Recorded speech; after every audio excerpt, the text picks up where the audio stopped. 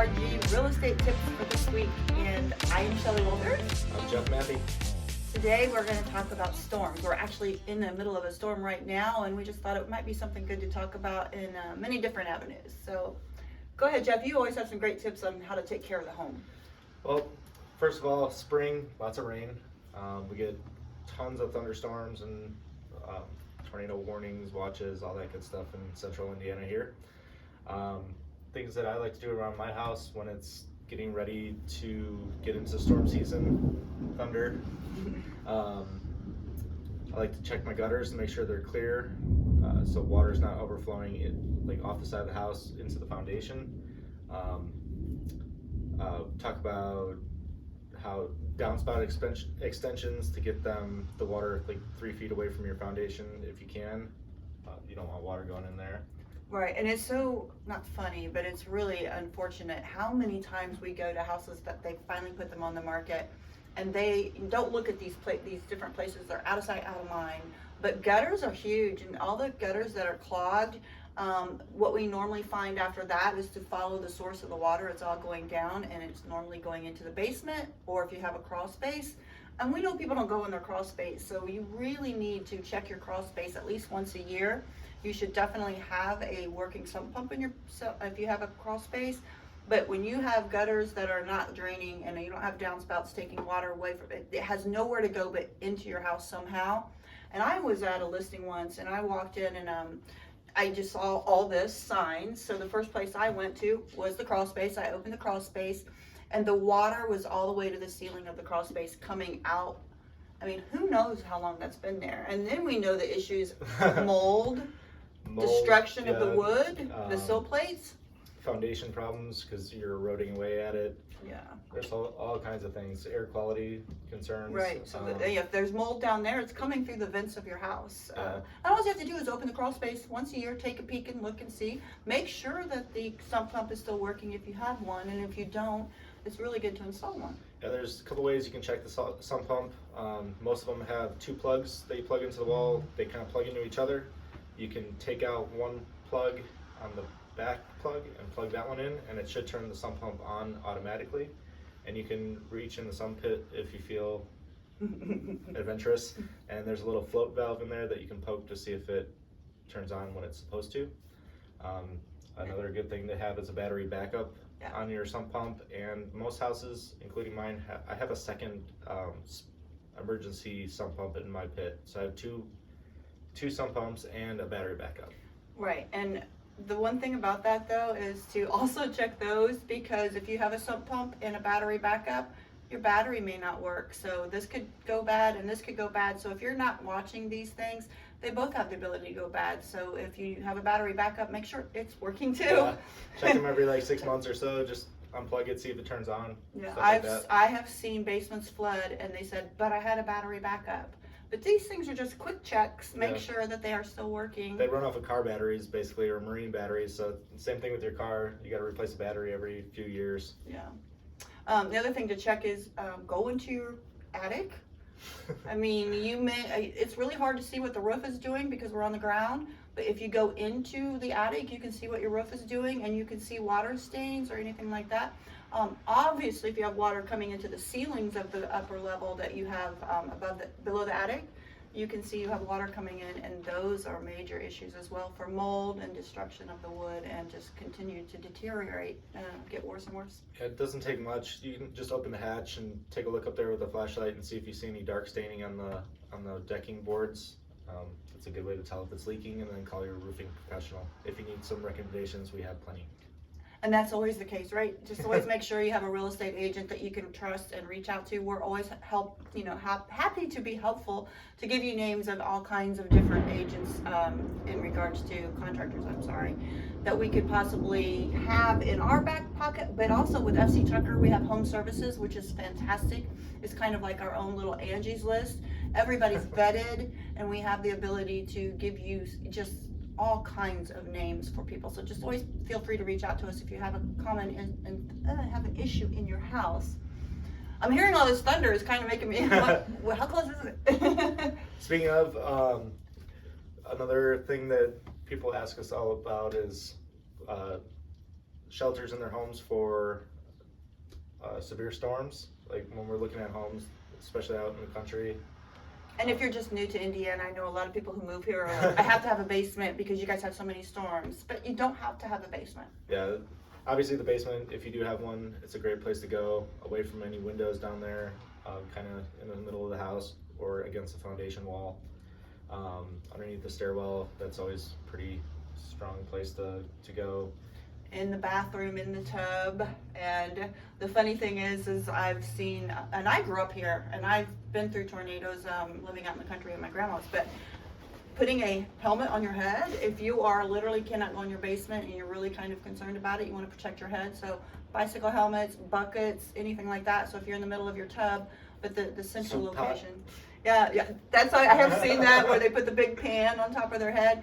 You may think it's silly, but you know, if you've ever seen the videos after devastation of these tornadoes coming through, your house is pretty much torn apart. And so if you're standing there, you know, protect your head. Unfortunately, we've had a few clients and friends of clients this last week that had some pretty severe property damage with tornadoes coming through here. So yes, I know we have some in the south that they're doing some fundraisers here coming up this weekend. The other thing is too, we were talking about what you do with your pets. So I have cats, and I know if a storm's coming they're calling for potential tornadoes, I go get their crates, and I just make sure that if I have to go to the basement or put in, you know, any central location, I put the cats in the crates. And the reason I think that's a really good thing to do is if your house is going to be hit by a tornado or bad storms, at least they're still in their crates when that comes through, because we always hear through these storms some animals get really scared and they could run for miles, and it's hard to find them and get them back. But if they're in their crates, if something like that would happen, they're still in the crates. Now there's a chance, you know, potentially that they could be stuck under something within their crates, but then the crate would protect them. So hopefully. that's, yeah, I mean, 90% of the chance we're not even gonna have that tornado, but in that 10% chance, if that's even possible, that I think is a much more protective way for your animals, is to be in those crates that you can move and put them in the safe place as well, so they're self-contained. Yeah, just try to grab the leash for the dog if I can, but most of the time we have a cat too, and I just try to grab it because they don't like getting in their carriers anyway, so I just Right. grab it and throw it downstairs with us. Right. I just always get concerned that they're going to be loose. You know, when the opening of the house happens, they're going to run. Another thing is lightning. I know people just kind of think, you know, you hear thunder. The rule is you count 1 second, 2 seconds, 3 seconds, how far away that lightning is, because the thunder is the lightning. And I have to say something. I've been struck by lightning. I've had my house struck by lightning. It actually came through the house and hit me. So lightning is very devastating in regards to hitting somebody. Obviously, I'm still here, but the reason that I'm really concerned about people just thinking it's kind of not a big deal if you hear thunder but you're not seeing the lightning yet is there wasn't even a storm around our house. The thunder was far away. I could hear the thunder. I was on the computer trying to figure out where the storm was, how close it was, and the house got struck by lightning in that time period that I was trying to figure out where that far storm was, because I could hear it far away. But the lightning comes from nowhere. So just always remember, if you hear thunder, even in the distance, it's time to get out of being outside and being inside. I made a big deal all the time when my kids were playing sports and I could hear thunder. I pulled them off the field. So anyway, that's just something. Just know that lightning comes out of nowhere and it's much closer than you think. Yeah, and you can get lightning grounding rods installed in your house if you have concerns about that as well. In Shelly's case, it struck her house and went through the house and fried the circuits and all that stuff. These have little points on the top of your roof that hopefully the lightning hits and grounds it into the ground so it doesn't go through your house. Yeah, and we had the lightning protectors up on top, we added, and a surge protector, a whole house surge protector. So once that lightning hits the house, it goes through every single wire in the house and destroys everything it touches. But if you have a surge protector, it will stop that from happening as well. Speaking of protectors for electricity and stuff like that, a lot of our clients also install generators into their houses. You can have them powered by propane or natural gas. So if you do lose power, which happens frequently, trees fall on power lines, stuff like that, transformers blow out, all that kind of good stuff. At least you'll have some power to your house. You can get them in different sizes. solar panels also have their own battery backups on them too now that you can power your house with. Most people set it up on just like their essentials, like HVAC, a couple dedicated outlets, refrigerators, freezers, stuff like that. So at least you'll have some stuff and all your food won't go bad. Yeah, and especially in this winter when you have no heat for a couple days. Oh yeah. I know they're much more popular in the country, but also, you know, where we sell at Sweetwater and Cordery Lakes, a lot of the lake properties, they're out more in the country as well. And for some reason, Sweetwater and Cordery just loses its power a lot. And there's a lot of generators down there. And there's actually some questions going around right now in some of the Facebook groups for real estate agents about whether or not a generator even adds value to your property. And the cost of the generators, what's the ROI on it? You know, in the end, anybody who purchases a home and says it has a generator on it is going to think that's a great asset to the house. So if you want to have it for yourself, I always say, don't worry about what you're putting in your house to see if it's going to bring you money. If it's something you want, need, or feel is best for your family, put it on your house, you know, add it. You're going to be using it, and whether or not you get the money back on it is secondary in my opinion. Yeah, I mean, there's a diminishing return on that.